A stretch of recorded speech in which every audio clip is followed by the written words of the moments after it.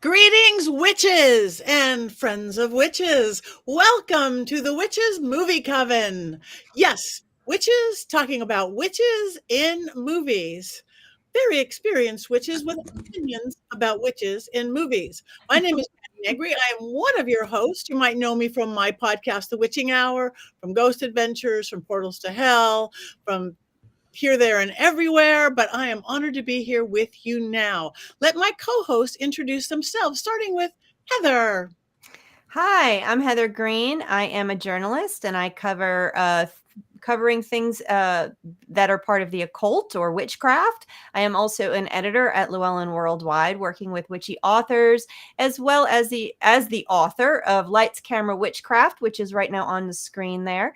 It's a critical history of witches in American film and television, covering all kinds of things witchy from the late 1800s to 2020 in American cinema and television. Thank you. Richard-Lael. Hi, I am Richard-Lael. Richard-Lael is one name, not two. If I were just Richard, I would be a... With that, I am known as the Gentleman Psychic. I am a psychic and a medium. I used to be a psychic and a small, but I gained some weight. I am here in New Orleans. I also am a teacher at University of Magicus, and I am also, you might know me from Ghost Adventures. You might know me from Scared and Alone. You might know me from various other things that are happening, but I'm here. Thank you. Thank you. And last and never least, Courtney. That's me. I'm Courtney Buckley, ghost bait from Scared and Alone, proud member of the Witches Movie Coven, and I am excited for tonight because I will take responsibility for this movie. It is my birthday pick because my birthday's on Saturday, and I have my glasses ready to go for anyone's irrelevant opinions. Laying the groundwork. There it is. Birthday, Courtney. We want to wish you a happy birthday. Thank you. And all. Sadly, Jason will not be with us this evening because he left us for Def Leppard. Wow. I now know how important our friendship is. So anyway, he will be back next week. I'm not sure I will be here next week. I might be driving home from LAX. But I'll check in if I can. But you are well covered with this fine crew right here. This week's movie, Ponyo, animated film. Ponyo from 2008. Ponyo. I watched it. In case somebody there did not watch it, Richard-Lael, do you have an unbiased explanation or synopsis of this film? I certainly do have an unbiased synopsis of this film. It is a story that is, of course, Studio Ghibli. I hope I said that correctly. And Courtney is preparing for her glasses to be put on. But the story is the story about the king of the sea who was once human. And he's this magical wizard-like being who lives in the water, and he has Satan's school for girls. No, I'm just kidding. He has a group of fish that are actually his daughters, his chicken of the sea, if you will. And one said daughter, Brunhilde, escapes, and she is saved from a bottle, like a genie on a beach, by a little boy, and he calls her Ponyo. Now, it's P-A-N-Y-O, by the way, because there were a lot of other films that were very close, and I had to go back and look at the spelling. P-A-N-Y-O, Ponyo. Anyway, he rescues this. P-O. Oh, P-O-N. P-O-N-Y-O. I spelled it P-O-N-Y-O. Anyway, Ponyo. She falls in love with this boy, Sosuke, and she has in her fish form kissed his finger, licked his finger, tasted his human blood, and transforms into that of a girl. And so her father tries to retrieve her back, and she refuses to be a fish in the sea because she wants to be where the people are. She wants to see them dancing, walking around on those, whatever those things are. Feet, legs, right. It turns out that her mother is not necessarily the absentee mother that you would find in a lot of the Disney versions of The Little Mermaid, but she is in fact the goddess of mercy. And in the interim, all of the world is thrown out of balance. The moon is coming in, the waves are rising, the waters are drowning people. Nobody dies because it's a cartoon, but all the waters are flooding the earth, and the king of the sea has sort of managed to be in communication with the goddess who was his wife or girlfriend, who's much older than he is. And she explains that these children have to fall in love, and Sosuke must accept her for who she is. And they do. The end, roll credits. That's about it. Thank you. Thank you. Now we understand the film, and they all live happily ever after. I will go. Oh, well, no, I'm not going to go yet, because Heather, do you have a more academic explanation of this film, whether it's a movie or book or not? Well, it's not my book, because my book focuses on American film and television, and there's a reason for that, and I'm going to talk about that in a second. And I've mentioned it when we've done foreign films in the past, but I do have 5 little notes for everybody to talk about and think about this movie. First, the director, Miyazaki. 2, when it was released and how it did. 3, the cast, the English language cast that you all of you probably heard. There were some names in there we need to mention. 4, context, and 5, some themes that we want to pull out of this that's very interesting about the movie. So first, Miyazaki. This was his 8th film with Studio Ghibli. He co-founded that studio, this animation studio, in the 80s. And I believe the first film was Castle in the Sky. He eventually did, we've done 3 films of his here. We've talked about, we did, let's see, Spirited Away, and we did Kiki's Delivery Service. He started out as an in-between artist. If you don't know what that is in animation, that's when the main animators will do position 1 and position 5, and then they send them to the in-betweeners to actually do the little teeny movements between. So he started out years ago as an in-betweener, eventually became this phenomenal, successful, and probably one of the most famous Japanese animators in the world. In fact, he's gotten 2 Academy Awards. One was for Spirited Away, and one was in 2023. And for what's the most recent film? Boy and the Heron. Boy and the Heron. Thank you very much. Just won that this past year. And if you're interested in his films, they're actually doing a Studio Ghibli festival throughout the country, and in movie theaters near you. So he is an amazing artist, an amazing animator, and world renowned. And he's been around since the 80s doing this. Number 2, the release of this particular film. He created this film in 2008. It was released after the success of Howl's Moving Castle, which I recommend, and I hopefully will do that movie here at some point, because there is a witch in it. And it was phenomenally successful, and they wanted him to do something that was a little bit more kid-oriented, or just a kid-friendly movie. So Ponyo eventually came out of that after he went searching for a story. This is not a fairy tale that was pre-written. He wrote this story. And yes, Little Mermaid was one of the many inspirations for this tale. It was released in July of 2008. It eventually earned $204 million worldwide. It was a huge success. In Japan, it won awards as the top anime film that year. It was widely acclaimed. It was released in the United States with the help of the Walt Disney Company under their brand in 2009. Again, being widely acclaimed, critically acclaimed, got all kinds of success. So that was Ponyo, and that was 2008.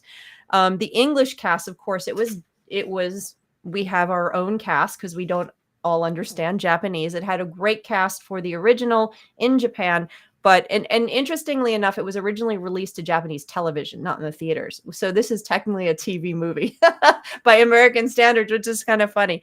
But the American cast, or the English language cast, had, I'm sure some of you guys might have recognized some of the voices. We had Liam Neeson. He was the wizard. You had Matt Damon. You had Cate Blanchett, Tina Fey, Betty White. One of the Jonas Brothers was doing a voice. Cloris Leachman, Lily Tomlin. I mean, a cast of just famous actors and actresses. A lot of those older actresses were the old ladies in the place. If you didn't recognize Betty White's voice, then I don't know what to tell you. I got nothing for you. So that was really nice. For context, so this is, again, a Japanese film. And when I talk about foreign films, and why was this not in my book, is that you have to understand that films are made within the context. And this, again, is a context thing. I can't tell you about context in this movie in American terms because it was not made here. It was not made for our audiences. So I specifically wrote my book with the notion of understanding our context, our history, our culture, to understand the way these films were made and how they worked.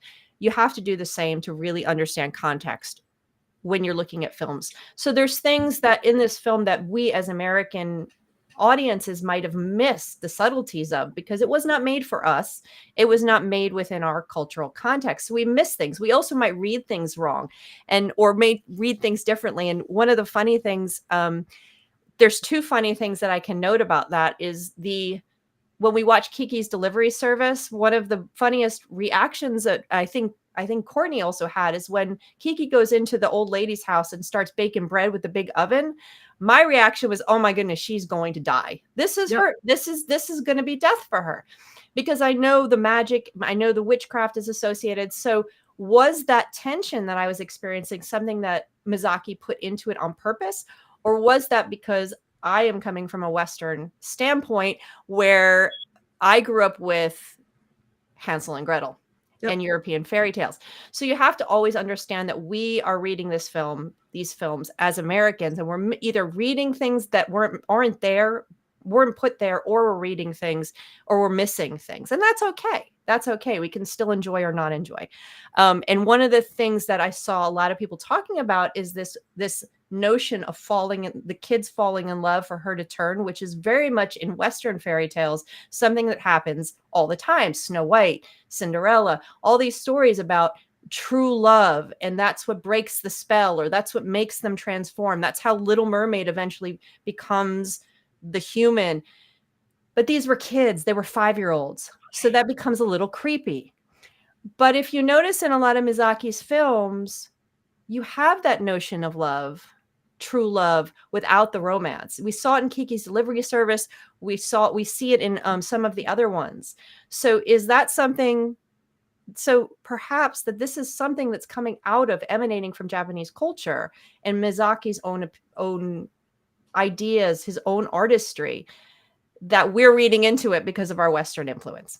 So that's the comment. That's my comment on context. So we have to be really careful with how not careful, but we have to just be mindful of that difference of our judgment versus how it was made. And the themes that I love, Miyazaki's themes, and I just wanted to bring those up last, to always look for them.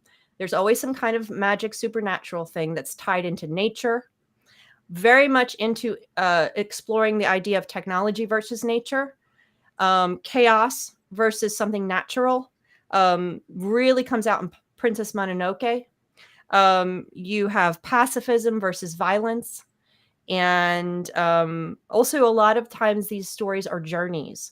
Rather than this fight against evil, this good versus evil we find in a very Christian-based culture, we have tensions, we have conflict, but yet they're journeys. They're journeys for our little characters, our 5-year-olds, they're journeys for our 20-year-olds.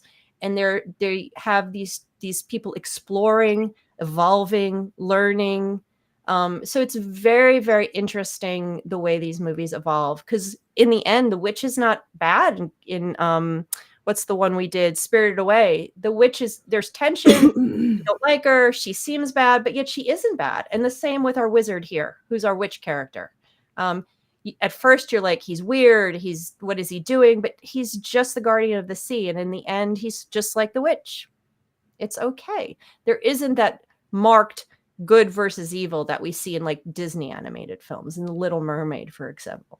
So I think these are interesting things to always think about when you see a Miyazaki film, because there's all kinds of interesting nuance that, whether you like the story or not, that you can sort of dive into and enjoy or explore. So that's it. Thank you. That is very helpful to me, because you guys know I'm not an anime person or an animated person. It's not my bag as a rule. I did enjoy it. This is I can't believe you guys are going to think I'm a stoner. This is another one I should have been high. You hesitated, Patti. You said I did enjoy it. But it's like, but I had issues with the 5-year-old thing. Oh, yeah. Besides, yes, the love. True love. You have to know true love, not just like love of appreciation of another human. It was like love. I didn't get that.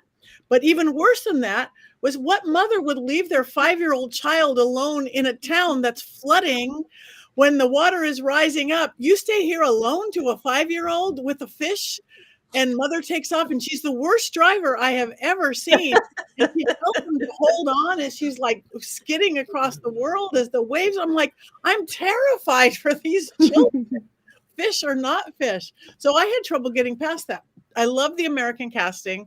I could just listen to Liam Neeson all day, all night. He could have just talked all day, all night. And yes, I got Betty White, because I didn't even look beforehand. I was like, that's Betty White of Who is Who.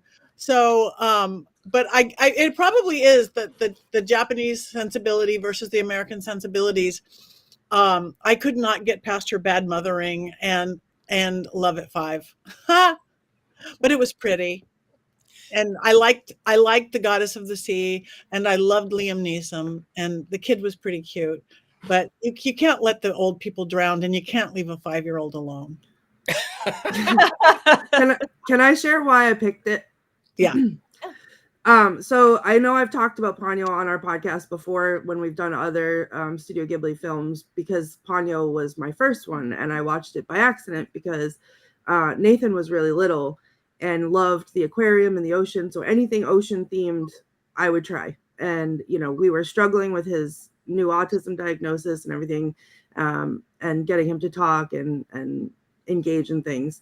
And I was at the gas station of all places, and they had a little basket of like $5 movies, and I saw Ponyo, and it was a fish and in the ocean, and I was like, it's a cartoon, I'm just gonna try it.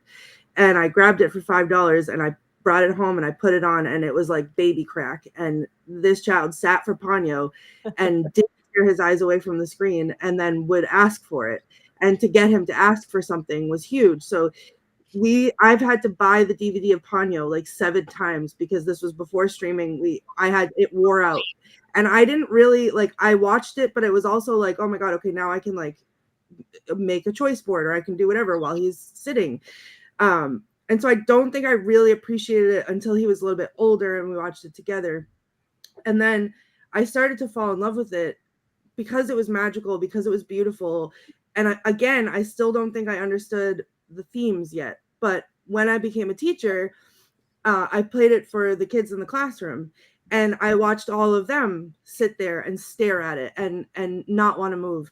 And it was magic. It was like watching, but then now we're watching with them because we're trying to like make it into something. So we're trying to pull things from it to talk to them about, so that we can, it's not just a movie day. And that's where I started to realize that, because I had the same sort of gut reaction in the beginning. Like, it was weird, this love thing with little babies. But to me, when I started watching it, what I took from it was, yes, they're saying true love, but I don't think it means true romantic love. It means true unconditional love, the love that you have for another human being, and learning that at such a young age, that you can just love people for who they are and not judge them and not, whatever, and just take care of them. And it doesn't matter if they're different, and it doesn't matter if they're weird. And that to me was the most beautiful thing. And as soon as that clicked for me, I became obsessed. So now my work computer is Ponyo everything. My background is Ponyo. I realized just as you guys were talking, I have a Ponyo plushie that I meant to bring with me, and I forgot it in the other room. I bought all the kids little Ponyos because they're obsessed with them. So I bought them little Ponyo keychains. I had extras. They're in Ponyo jail at school in a little basket. So then when the kids don't do their work, the Ponyos are sad. And then Ponyo has become like part of our vernacular. So it's like, if I'm having a bad day, I'm a sad Ponyo, because in the movie, some of her animations, she's a sad Ponyo. So today I'm a sad Ponyo. Like and I ended up deciding, and I kind of talked about this a little bit last week, that one of the next tattoos that I have planned is a tarot card. And I want the picture, I want the lovers, and I want it to be the picture of Ponyo and Sosuke, because to me, again, it doesn't represent falling in love romantically. This is the picture. It doesn't represent falling in love romantically. It just means accepting someone for who they are and loving them anyway, or loving them because of that, just unconditionally. And I think that there is nothing as beautiful as that. And it's what we should all strive for as humans. And, you know, that positivity and that love that we try to spread. And then having had this experience and connection with my autistic son, who is not loved and accepted always, and, you know, others like him, to watch them react to it kind of just heightens that for me. So this movie I chose for us, obviously there's not a traditional witch in it, but it is magical, and the feelings that I get from it are magical. And, you know, it is, to me, such an important film in my life, in my world. So I just wanted to share it with everyone. Aww. That's Okay. beautiful. And That is- and I just want to just piggyback real quick, and I think that's the conversation, getting back to the love part. That is definitely, I can't say for sure because I haven't heard Miyazaki talk about this, but we are so used to Western fairy tales where true love means true love, like at a Right. Princess Bride, Yeah. or which I can't help saying in that accent every time I hear it. Sorry.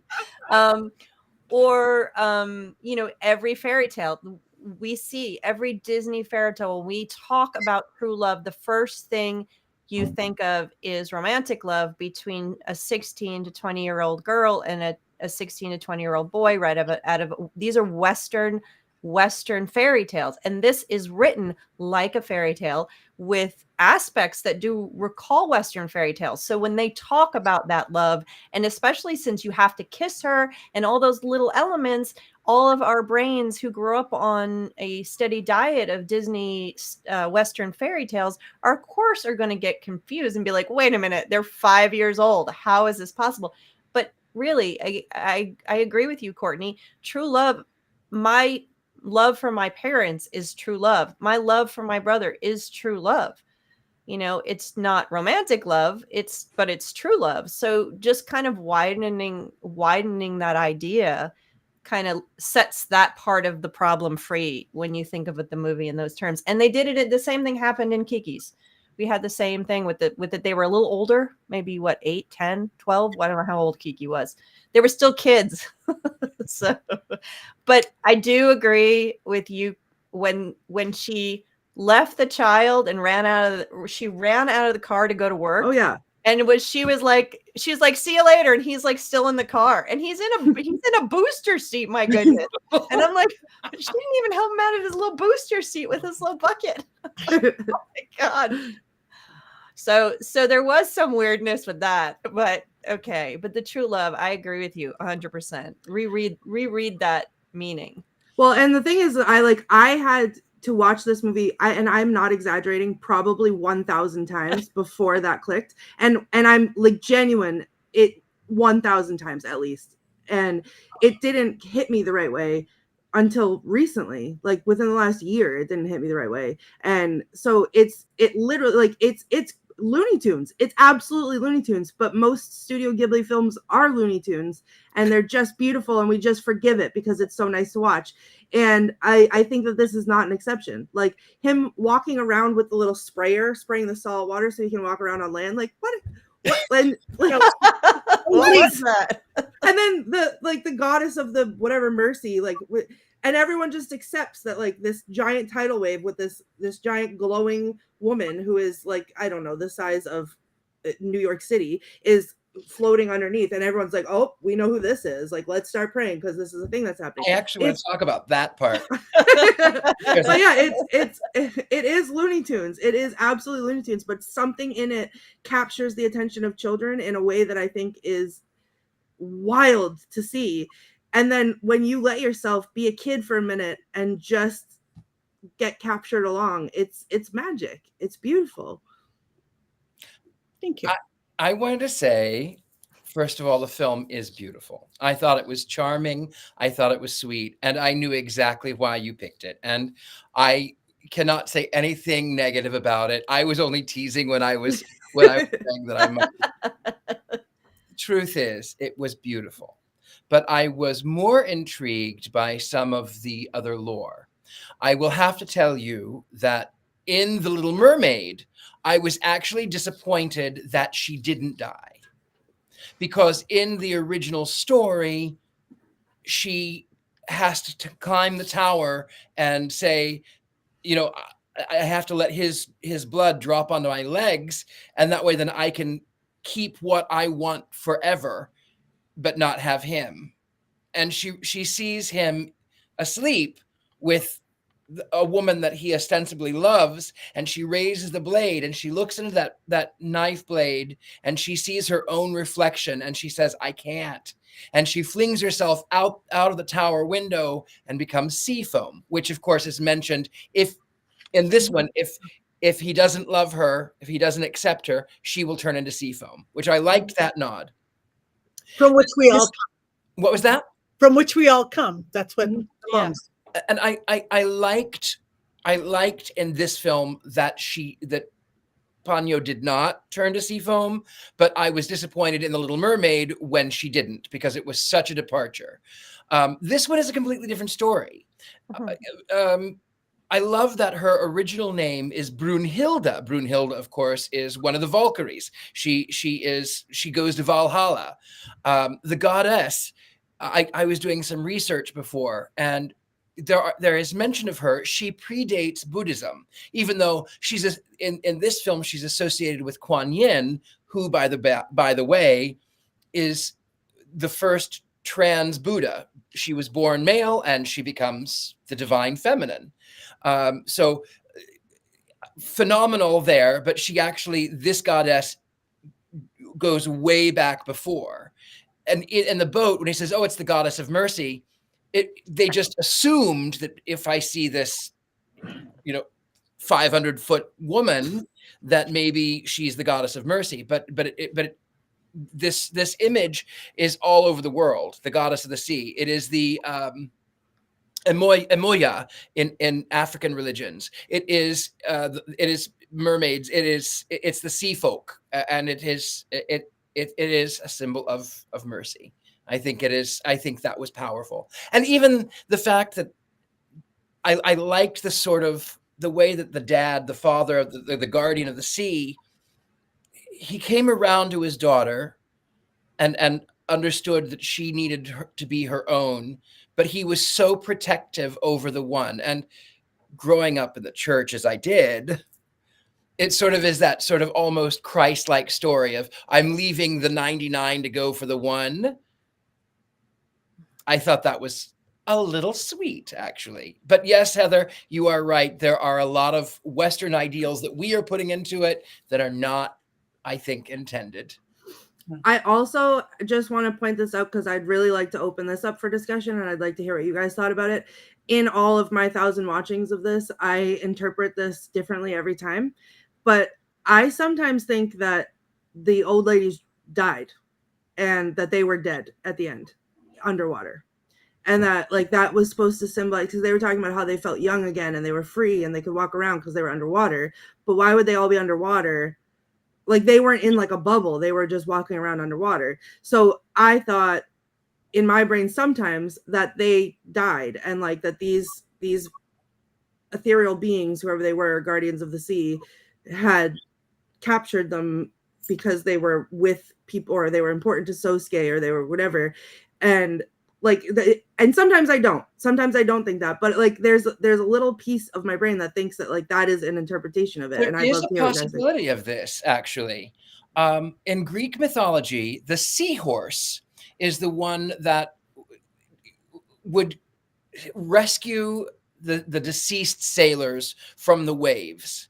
And instead of taking them to land, they take them across the river Styx. So they take them to their afterlife, and they are undersea. So there is some truth. The only thought is at the end when everyone is sort of climbing up the mountains and they say, well, why don't you go ahead and get the wheelchairs? And they go, oh no, we love to walk. Yeah.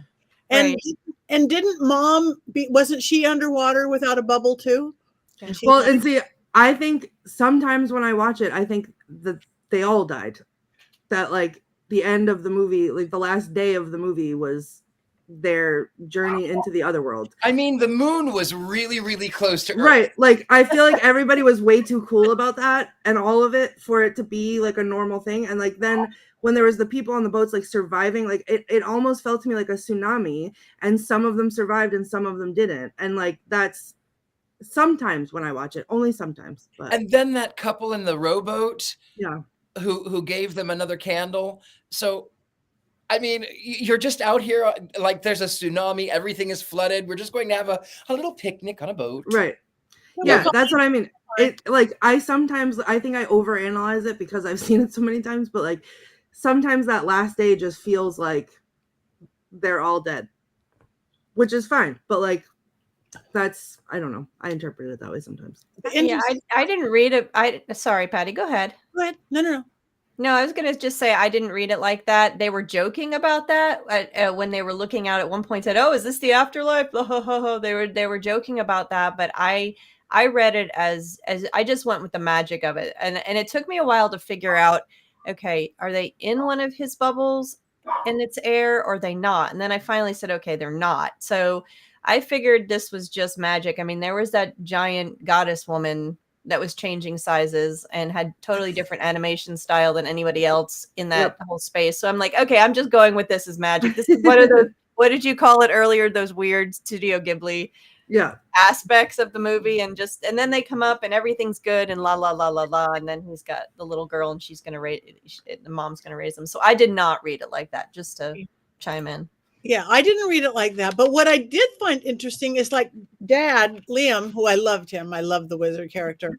He didn't seem anything but human. He always had to have a bubble air on him. He did not have any fish aspects. So he was like a human who was told to take care of the water somehow. But he didn't seem to have any of the fish benefits. And he was very angry about humans all the time. Yeah. All the time. I mean, I can understand. As can I. Yeah. I've lived all over the world, and when he gets to the point where he's after Ponyo, he's chasing Brunhilde, and Brunhilde come back, and then he goes. There's all of the muck that's in the bottom of the ocean, and it's tires and shoes and jars and plastic and bottles and oil and he goes, ugh. Humans are disgusting. And I went, well, yeah, you're kind of right. Mm-hmm. I thought it was interesting to compare him to the other father figure who is constantly gone. I mean, you see him on the boat. It's a while before you even see him. So you have this one story about this overprotective dad who doesn't want his daughter, his child, to grow into and change as she grows and changes to evolve into her next self.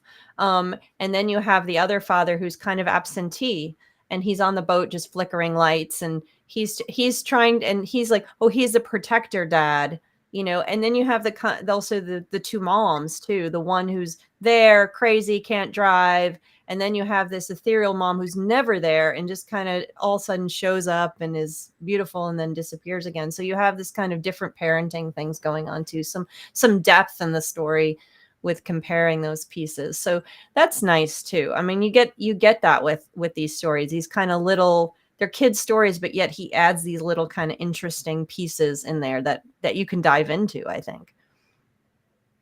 Yeah. Yes. All right. Is there anything we haven't talked about yet on this one? I don't know. Um, Well, there's one other theme that gets pulled out if we wanted to talk about it is that sometimes this is a lot of people think this is an allegory for the LGBTQ community, and well, they say specifically trans, but just evolving into the person you want to be. And I think it's less of an allegory in my mind and more of an inspiration, because it could be an inspiration for anybody who is wanting to do something else and be somebody, be their true self or try something new. But it's actually, I read that it's actually becoming sort of this uh I don't know what to call it, not a support film, but it's actually being read like that and enjoyed in that way. So I can absolutely see why it would be accepted in that way. I think absolutely, you know, I on that topic, I have a nephew that I'm very proud of. He's FTM, and I'm very proud of him. It's a really hard journey. I can watch and say, you know, he lives in a space where it's not easy to be oneself. And I know, because I lived there, and where I'm not trans, I am definitely on a spectrum of many other things that are not widely accepted in certain parts of the United States. So I can understand that. And also you kind of feel for the Guardian of the Sea, you kind of understand, because he has seen ugliness, and he's seen cruelty, and he's seen disease, and he's seen rubbish, and he wants so badly to protect his own child, and he wants her to remain innocent, and she can't. You know, on a personal note, and she's 5. and she is. I mean, that's true. That part is true.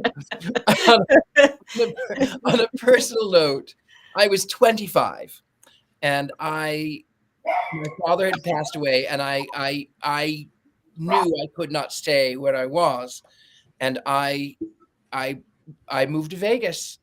I just moved to Vegas, and talk about. And I was naive, and I was really naive at 25. I mean, maybe who isn't, but I was really naive at 25. And then I was plunged right into the lights and Wow. it was fresh off the farm. I was like Rebecca of Sunnybrook Farms.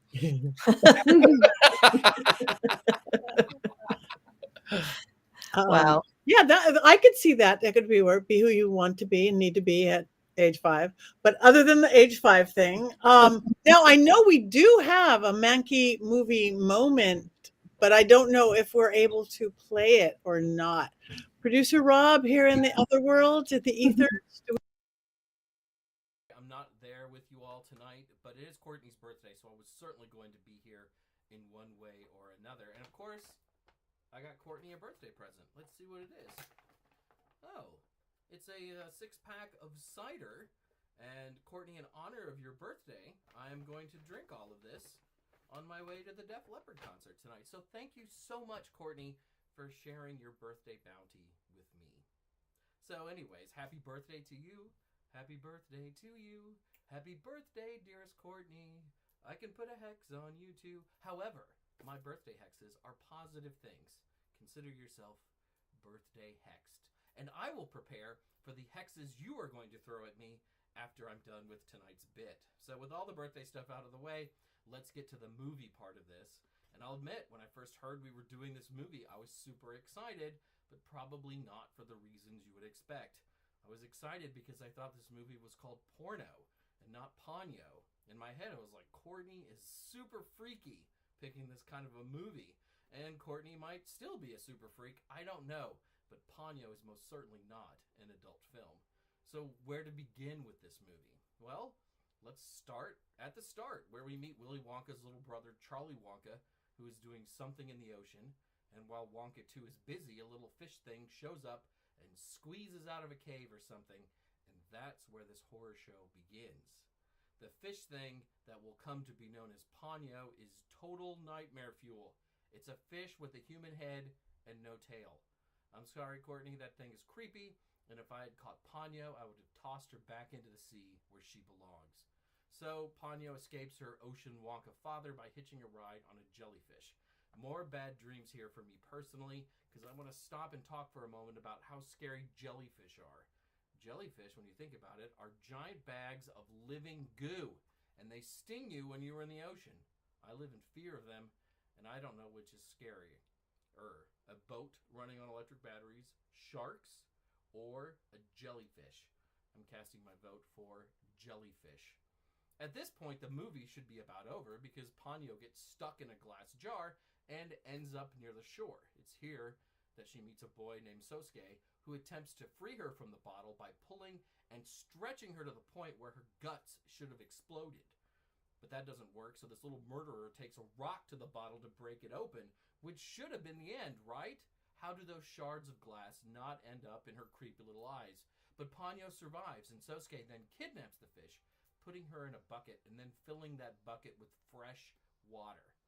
I don't know a whole lot about fish, but I know that most of them could only live in salt or fresh water, and you can't go changing that stuff. The end. But no, it's not the end, because we haven't met Sosuke's depressed, bitter, dangerous, and usually drunken mother yet. When Dad has to work late, Mom drinks until she passes out, and then tells her husband to bug off 6 times in Morse code. When a tsunami comes to Japan, Mom drives through a restricted and flooding area with her kid in tow. She then gets to her house and tells her 5-year-old son, "You're in charge. Mom has to go back out in the tsunami. Will someone please call Child Protective Services?" At this point, I'm hoping Sosuke and Ponyo go back and live in the sea with Charlie Wonka the water wizard. It would be much, much safer than this out-of-control woman. I assume this is running late in the show, so you all know by now that Ponyo turns into a little human girl because Sosuke loves her. And nothing says "Happy Birthday, Courtney" more loudly than a film about a 5-year-old boy who falls in love with a fish that magically turns into a girl. And where's Ponyo going to live after this? Is she going to move in with Sosuke's family and become his sister girlfriend? There are so many unanswered questions here. Maybe I don't even want them answered. But I know what's going to happen. This boy is going to make his therapist a lot of money because he's going to be seeing that therapist for the rest of his life to make sense of all of this. And I might seek therapy too after considering these questions about Ponyo the movie. However, in all seriousness, this is a bit. This is a beautiful movie and an imaginative one, and though I legitimately do find Ponyo kind of creepy looking, I'm still giving it a wands up. And also, most importantly, happy birthday, Courtney.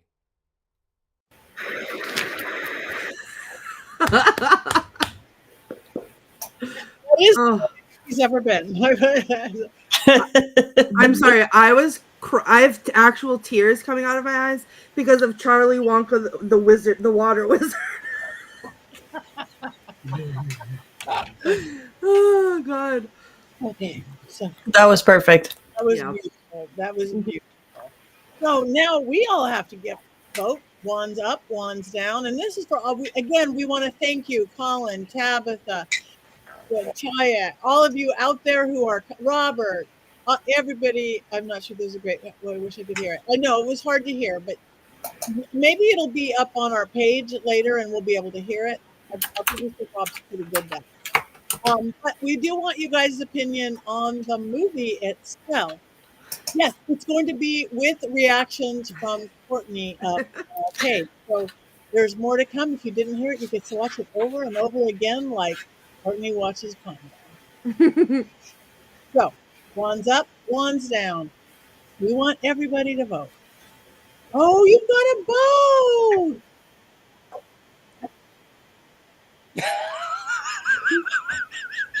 I'm just kidding. I rescued it from the bottom of the sea. Richard-Lael. I can see the goddess of mercy too.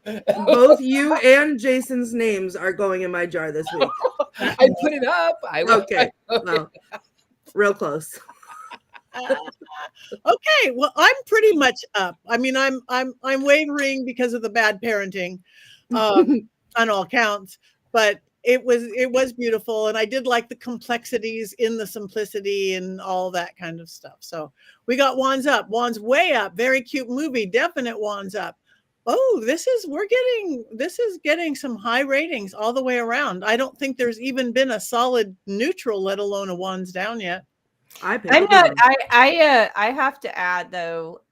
I'm giving it a wands up, but it's not my favorite Studio Ghibli movie. Sorry, That's fair. Courtney. No, that's fair. Still, Spirited Away and Princess Mononoke are definitely still my top. I can't let go of those two. So, but I enjoyed it and appreciated it. And I definitely think that my child, who is also obsessed with the sea and now who's studying to work with sea mammals, if he had seen this when he was little, he was probably about 6 at that age, 7 when this came out. If he had seen it then, he would have been equally obsessed. So I totally get what it meant to your family. And by the way, Courtney, do you know what the lyrics are to Ponyo, Ponyo, Ponyo, fishy in the sea. Shiny little fishy, who could she really be? Ponyo, Ponyo, Ponyo, she's a little fish. I can't remember the rest of it. But yeah. Do you have other quotes? Oh, yes, I do. Oh, quotes. Can I really fast? I just want to talk to Colin. I have been posting on my YouTube channel. I have been posting my podcast, my Willow reports, my Where's Patti. So maybe I do have a clone or a hacker. I don't know. But anyway, let's go back to the movie. So I will check that out. Thank you, Colin, for bringing that up. I don't know. So one of my favorite quotes, and it's because when I first watched the movie, we then started saying it about everything, was when they just accept that Ponyo's a girl with the bucket and came in on the tsunami, and that's fine. And then they go in and all the power's out, and the mom makes them tea with the honey, which looks really good, and then the ramen noodles, and she has them cover their eyes, and she sneaks the ham in, and then Ponyo opens up the thing and she goes, ham! And so every time anybody ate anything in my house for like the rest of that year, every time it would be like, ham! Like, that was my favorite. Also, is it cursed ham? That's why I found that so personally offensive when my ham was stolen. And I said it then too. I will have everyone know. I said it then too. So there's not in front of my salad. Yeah. Oh, not in front of my ham. Don't touch my ham. My ham. So then there's another one where they're asking. Oh no, wait, hold on. I'm going backwards. Wait a minute.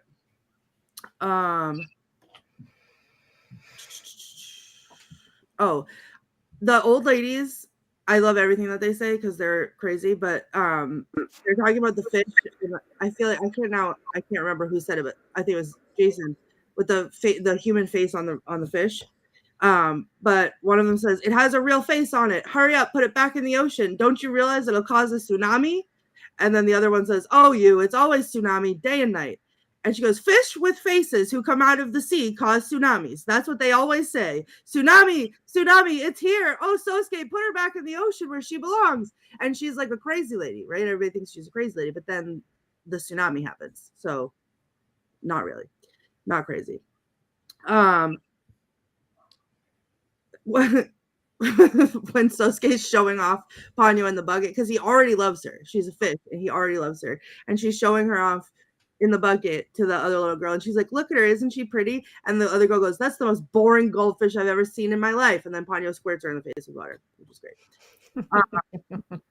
Another old lady quote, "I'd let a fish lick me if it'd get me out of this wheelchair." And then, let's see. Another one of my favorite quotes, and I feel like she says this a lot, but Ponyo yells all the time, "Ponyo loves Sosuke. I will be a human too." And it's just the cutest thing, I think, to me. And then later on in the movie at the end, when they're testing Sosuke and they're asking him if he would love Ponyo and like take on that responsibility of loving Ponyo. And he says, I'll love Ponyo. I'll love all the Ponyos. And it was just like, that's the heart of a child. They just love everyone, which is beautiful. let's see.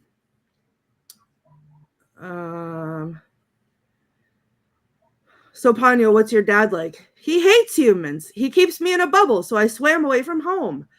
And then they're asking her about her mother, and she goes, she's big and beautiful, but she can be very scary. And Sosuke says, just like my mom, which I always laughed at. But yeah, that the ham quotes and the Ponyo loves Sosuke. I yell that all the time. Anytime anyone says anything about Ponyo in my vicinity, the first thing that happens is I scream, Ponyo loves Sosuke. So those are my quotes. I love this movie, and it's part of my everyday vernacular. And I'm either a happy Ponyo or a sad Ponyo on a daily basis. Today, are you a happy Ponyo or a sad Ponyo? I'm a little bit of both today. Aww. Happy sad. Being a sad Ponyo is fine. Sad Ponyo is when she is half human, half fish. So she has legs and her face is the fish face. So she looks really ugly, but she's still so cute because she's so ugly. I don't know. She's a sad Ponyo. So She now has you guys can do chicken it. hands. Yeah, Doesn't she chicken. have chicken hands and feet. Yep. Yeah, when Mhm. she's the half and halfway. Yeah. Yep. And she uses up too much of her magic, but that's another thing that's part of it. Like, anytime Sosuke needs something, she gives like all of herself to him, because that's what you do when you love people. You just love them with everything that you are. So, And they lived happily ever after. I mean, you don't know. It ended with a kiss and then roll credits, and they are 5. yeah, but they don't have to. They could be best friends forever. They don't have to be sister boyfriends. Whatever Jason said, they are just best friends. They're friends. I don't think in my life that I knew what love was really until Nathan was put on my chest after he was born, and then I understood it. And I love my friends fiercely, and I love a lot of things, and I think we don't get that a lot in movies. We don't get the representation of the other loves, and so maybe they did live happily ever after, just loving each other. That's a good point, because I myself, I want to know what love is. There's a lot of show me. There's a lot of singing today, and I am concerned about that. I like it. That's okay. That is okay. As long as it's not a happy birthday dirge, we are good to go. Yeah. We can sing. So are you doing anything special for your birthday, Courtney? I'm undecided. I haven't figured it out yet. I realize that it's 4 days away, but I started back to work this week, and it's been wild, so I haven't really done a lot of birthday planning yet. Okay. Whatever makes you happy. You only turn 27 one time or more. It's 11 times for me, so this will be my 11th, 27th birthday. That's good. Good. Both good numbers. Both good numbers. Oh yeah. Yeah. Mm-hmm. Yeah. That's some Common Core math for you guys. Yeah. Anyway, do we know what we are doing next week yet? I'm not sure I'm going to be here. I'm going to try to check in from my coming in from LAX. Well, given that Courtney's going back to school and lots of kids are going back to school, we're going to do, drum roll, 1973 Satan's School for Girls. Woo-hoo! So the key thing here is that there's 2 versions of this movie, and we can talk about both. So there's a 1973 original, and then and that one is streaming. And then there is a 2000 and I think I can't remember. It's 2000, 2008, 2000. It's some. It says 2000. It is 2000. Okay. So there was a bunch of those were made and were made in the 2000s. A lot of those 1970s horror movies with teenagers were made again in the 2000s. So that one, there is one of those. And I think that is only a bad version on YouTube, but we can watch. We've done it before. So we can actually enjoy both of them. Or I just watched the 2000s one so I can avoid a 70s movie again. Yeah, and I think you recognize some of the actors and actresses, at least in the 2000 version. So it'll be interesting to watch both. So that's Satan's School for Girls. coming to you next week. Everybody. Not a musical. So before we go, again, we want to keep wishing you happy birthday, Courtney. Does anybody have anything coming up that they want to talk about that we should know about? Richard-Lael. Oh, Richard-Lael. I have some exciting news. So my friend Raven runs tours to Scotland. And next year, next June, I believe, I am going to be doing a paranormal mystical tour of Scotland. Whoa. Say that again. When? It's in June. Hang on. And there's When? only- June of next year. I'm writing this down. Hold on. There's only 22 tickets. It's a great price. It's 10 days. We go through haunted locations and we go through Edinburgh. There's like 4 different spaces that we go to. It's really fun. We'll have some paranormal experiences. It's going to be a lot of fun. I think there's a QR code. I don't know if we can put that up, but there's a QR code. I think it's up there, right? Is that it? I don't know if that's it or not. Yeah, it is. Richard-Lael There it tour, is. yeah. Okay, so that's the QR code. You can also look down here at the website, and you can go there. We only have 22 tickets, so get it in now, get it in early, and then we can make it happen. This might be the reason I finally get a passport. You should get a passport. Everybody should have a passport. You've got a year to plan. So, and it's really not as expensive as one would think. I looked at it and I was thoroughly impressed with. Let me With scan price. this QR code right now. So yeah, It might just be all of us coming with you. I would love that. Wouldn't it be great if we had a Witches Movie Coven in Scotland, and we'd have to find some Scottish Highland film to watch with witches, but we could do it. Oh, Very absolutely. good. Oh, wow. How fun. Well, thank That's you so amazing. much. So you guys check it out. If you can't find where to do it on the QR code, contact Richard-Lael. He'll let you know. Right. Okay. Anybody else have anything coming up? I'm gonna jump in and mention Charles Oz again. That is coming up in, I think, just about 4 weeks. I will have more information as we get closer. I have to prepare my presentation on the Wizard of Oz witches through Hollywood's history. So that's what I get to do. I'll be doing that on Friday. I believe it's scheduled for like 11 a.m. on that Friday in Charlotte again. This is a convention dedicated to everything Wizard of Oz. So if you love the Wizard of Oz and are close to Charlotte, North Carolina, come pop in. I'll be doing my lecture again on 11 a.m. on Friday. And they also have, which I'm super excited about, is the writer of Gregory Maguire, who wrote Wicked, is doing a lecture the night before. So I am going to be in the audience for that because I am very excited about hearing that. And there's a lot of other great things about all kinds of anything to do with the Wizard of Oz. So it's a whole weekend of fun. So that's coming up next month. In a month. Yay. Oh, I'd love to go. Mhm. Courtney, I got nothing.